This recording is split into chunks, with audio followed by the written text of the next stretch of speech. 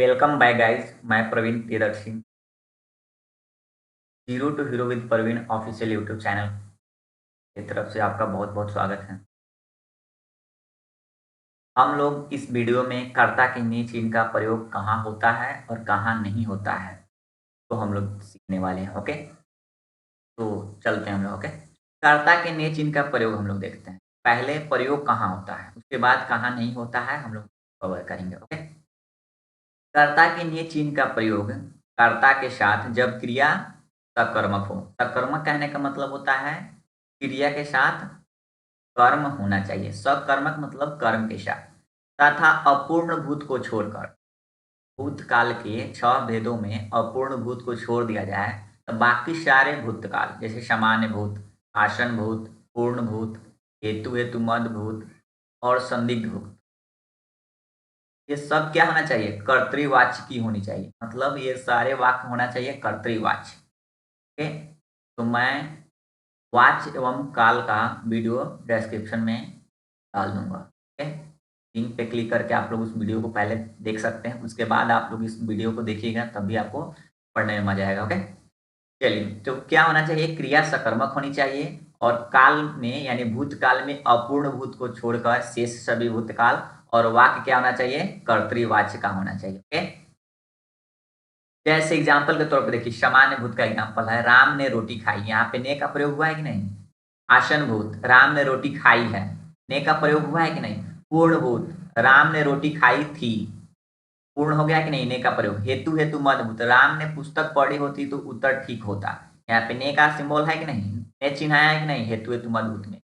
Okay, संदिग्ध भूत, राम ने रोटी खाई होगी, संदेह जहां प्रकट होगा वहां भी ने चिन्ह का प्रयोग होगा भूतकाल में। ओके, नेक्स्ट है आपका दूसरा नंबर, जब संयुक्त क्रिया के दोनों खंड सकर्मक हो। सकर्मक यानी कर्म के साथ, तो अपूर्ण भूत को छोड़कर शेष सभी भूतकालों में कर्ता के निज चिन्ह का प्रयोग होता है।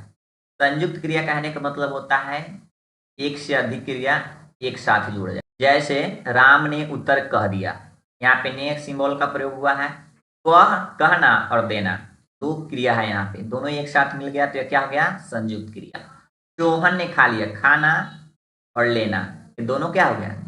क्रिया। ये दोनों एक साथ मिल गया तो ये संयुक्त क्रिया। तो यहाँ पे ने का प्रयोग हुआ है। ओके, नेक्स्ट है आपका थर्ड नंबर, सामान्यतः।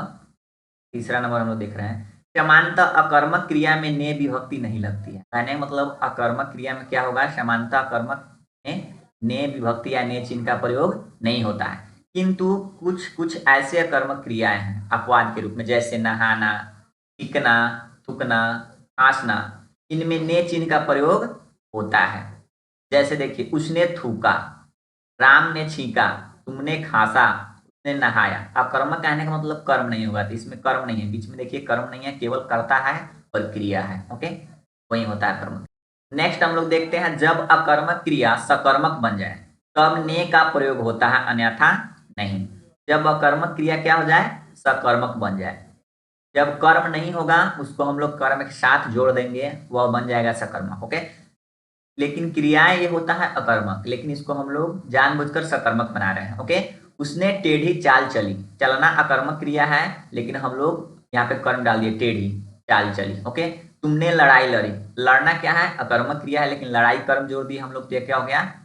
सकर्मक। तो ये इस तरह का जब भी वाक्य होगा, सेंटेंस होगा, तो हम लोग ने चिन्ह का प्रयोग करेंगे, कर्ता के ने चिन्ह का प्रयोग। उसने, तुमने। प्रेरणार्थक क्रिया नेक्स्ट है, प्रेरणार्थक क्रिया। प्रेरणार्थक क्रिया कहने का मतलब होता है व्यक्ति खुद काम न करके किसी और से काम करे। ठीक है, उसके साथ लगेगा आपको अपूर्ण भूत को छोड़कर शेष सभी भूतकालों में ने का प्रयोग होगा, मतलब ने चिन्ह का प्रयोग होगा। प्रेरणार्थक क्रिया होना चाहिए और अपूर्ण भूत को छोड़कर सभी शेष भूतकालों। तो सिंपल है भाई, आप लोग को ध्यान रखना है क्या कि केवल अपूर्ण भूत को छोड़कर ही बाकी सभी भूतकालों में क्या होता है?